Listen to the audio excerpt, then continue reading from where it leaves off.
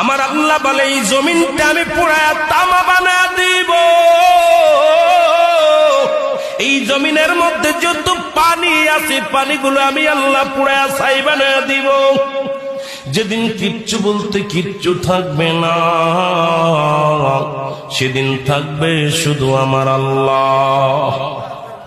আজকে কার জন্য সুদ খাও, কার জন্য ঘুষ খাও, কার জন্য ব্যভিচার করো, কার জন্য অন্যায় করো রে মন, কার জন্য তোমরা এত বাহাদুরি করো?